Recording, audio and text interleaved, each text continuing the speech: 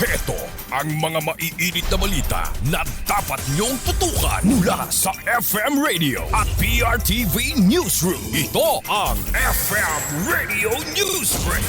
FM Radio Newsbreak. Magandang umaga mga ka-Vibes. Narito na ang mga maiinit na balita para sa ating FM Radio Newsbreak. Ipinaliwanag ng isang international lawyer na sa ilalim ng Article 61 ng Rome Statute, maraming posibilidad na mangyari sa pagtatapos ng confirmation of charges hearing ngayong araw, Biyernes, February 27, 2026. Ayon kay Attorney Kaiser Cordero, ang confirmation of charges hearing ay hindi pa paglilitis kundi paunang pagsusuri lamang kung may sapat na batayan para ito ay maging isang kaso. Sa ilalim naman ng Article 61 ng Rome Statute, maaaring i-confirm ang mga sakdal at umusad sa trial. Ibasura ang kaso o di naman kaya bigyan ng dagdag na panahon ang prosekusyon para maglatag pa ng ebidensya. Ibig sabihin, hindi pa ngayon malalaman kung guilty o inosente ang dating Pangulong Rodrigo Duterte dahil ang tinitignan pa lamang ay kung may substantial ground to believe na may naganap na krimen o kaya may kinalaman ang akusado. Sa ngayon, nananatiling bukas ang lahat ng posibilidad sa ICC.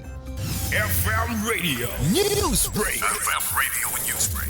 Samantala sa iba pa mga balita, nagpatupad ng mas maluwag na patakaran ang National Food Authority bilang tugon sa kasagsagan naman ng anihan. Ayon sa ahensya, itinaas na nito ang tinatanggap na moisture content ng palay na kanilang binibili. Mula sa dating hanggang 12%, maaari na ngayong umabot sa 14% basta ito ay tuyo at malinis.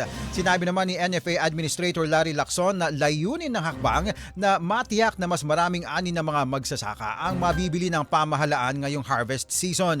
Sa pamamagitan nito, inaasahang mas mapapadali ang pagbibenta ng palay at mas maraming magsasaka ang makikinabang. FM Radio Newsbreak. FM Radio Newsbreak. At sa ating panghuling balita mga ka-Vibes, magpapatupad ng pansamantalang gun ban ang Police Regional Office 6 kaugnay ng mga aktibidad ng Association of Southeast Asian Nations o ASEAN sa Boracay. Simula alas 12:01 na madaling araw sa February 28 hanggang March 8 at sa ilang piling petsa ngayong taon, suspendido ang permit to carry of firearms outside residence.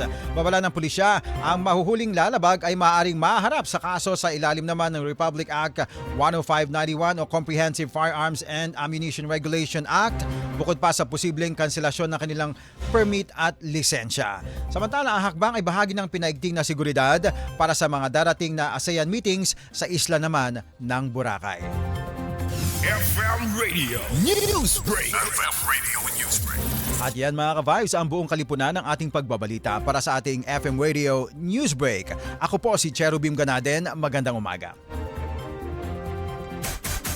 Inyong narinig ang FM Radio Newsbreak dito sa FM Radio, Favorite Music Radio.